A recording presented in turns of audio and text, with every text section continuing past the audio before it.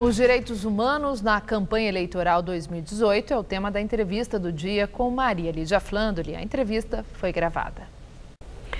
Nossa entrevistada é Maíra Zapater, doutora em Direitos Humanos pela USP e professora de Direito Penal e Direito Processual Penal da FGV Direito de São Paulo. Muito obrigada, professora, por estar conosco.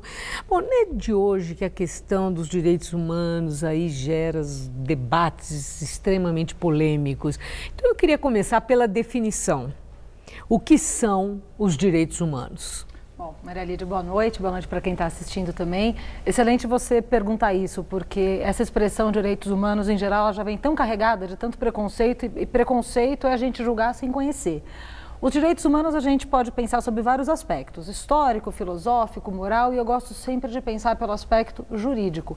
Normas de direitos humanos são normas que estão na lei, na Constituição, nos tratados internacionais que o Brasil assina e que determina que todas as pessoas têm determinados direitos que não podem ser retirados. Então, em qualquer situação, não importa quem seja a pessoa, independentemente da religião, da raça, do gênero, da origem, o que quer que seja, alguns direitos, tais como direito à vida, direito à integridade física, direito de não ser torturado, liberdade de ir e vir, liberdade de expressão, são direitos e liberdades que todo mundo tem direito, independentemente da situação.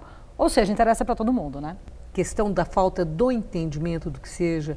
Eu vi uma pesquisa do Instituto Ipsos, foi feita em abril desse ano, e que mostra que 66% dos brasileiros entendem que direitos humanos protegem os bandidos muito mais do que as vítimas. Entendem que direitos humanos são a defesa dos direitos do bandido. De onde que vem isso?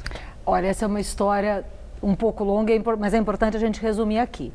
A gente aqui no Brasil passou por diversos regimes ditatoriais em que a gente teve uma série de violações de direitos humanos, o que incluía, inclusive, não se poder falar sobre. E a primeira vez que se começa a falar sobre essa expressão direitos humanos aqui no Brasil é já nos anos 70, quando se tem as figuras dos presos políticos da ditadura militar e a gente tem organizações internacionais de direitos humanos, como a Anistia Internacional, trabalhando em defesa dessas pessoas, que é uma vertente dos direitos humanos. E aí, evidentemente, o contexto de ditadura, em que opositores da ditadura estão presos, essas pessoas vão ser taxadas de bandidos. Então, daí vem uma noção de que, direitos humanos defende o bandido. E isso é um equívoco muito grande, porque o que se diz, na verdade, ainda que a pessoa seja acusada de crime, alguns direitos não podem ser retirados. Então, ela vai ser presa se for o caso, mas ela vai ter direito a um processo, vai ter direito a um advogado, vai ter direito à defesa, vai ter direito a não ser torturada, vai ter direito a uma pena determinada que ela sabe qual é. E isso é uma parte dos direitos humanos. E muito pouca gente sabe que direitos humanos de vítima de crime também existem, e existem programas para isso. Agora, por que a gente fala menos disso? A quem interessa colocar os direitos humanos como algo que, mais do que defende o bandido, defende violência e desprotege as pessoas. Então, tem muitos equívocos aí para se desfazer. Bom, e esse ano eleitoral? Sim. E aí eu quero a sua observação, né? Como é que observa sobre os candidatos? Eles mostram que entendem o que sejam direitos humanos, empunham bandeiras da defesa dos direitos humanos? Do que a gente pode observar até agora, uma bandeira de ataque aos direitos humanos tem sido mais empunhada do que uma bandeira de defesa.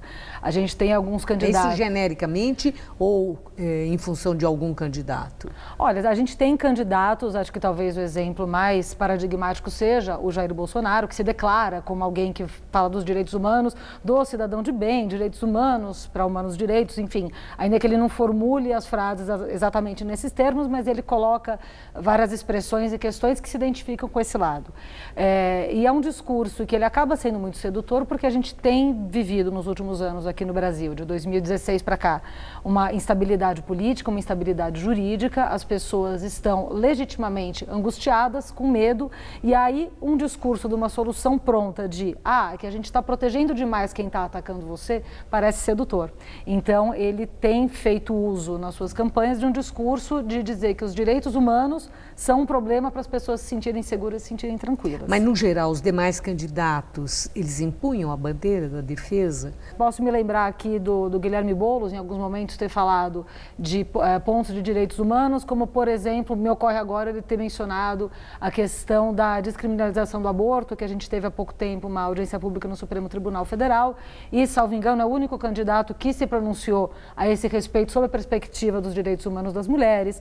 A Marina, que fala da questão do direito ambiental, que é uma perspectiva também de direitos humanos, poucas pessoas sabem. Agora, uma última questão. Tem muita gente que chegou a acreditar que as eleições desse ano seriam um marco no Brasil, um divisor de águas, que seriam eleições decisivas para o Brasil sinalizar como é que vai agir para universalizar os direitos humanos.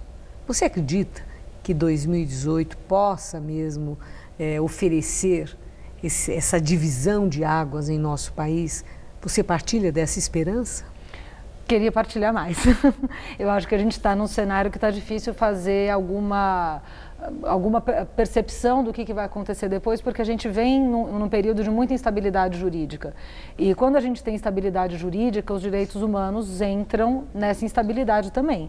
A gente tem visto o Supremo Tribunal Federal tomar decisões como a questão da execução da pena a partir da condenação em segunda instância, que significa dizer que as pessoas podem ser presas antes de ser condenadas. É uma tremenda violação de direitos humanos. Isso só para citar um exemplo. Então, não sei se vai ser um divisor de águas nesse sentido positivo de se universalizar. Acho que está com cada vez mais resistência a esse discurso, e se a gente não prestigiar o conteúdo da Constituição Federal a respeito dos direitos humanos, a gente pode enfrentar tempos bem difíceis. E eu agradeço muito seus esclarecimentos, os subsídios para a nossa compreensão dessa questão, a defesa dos direitos humanos, que é vital para todos nós, é de interesse de para todos. todos nós. Eu que agradeço o convite e o espaço para a gente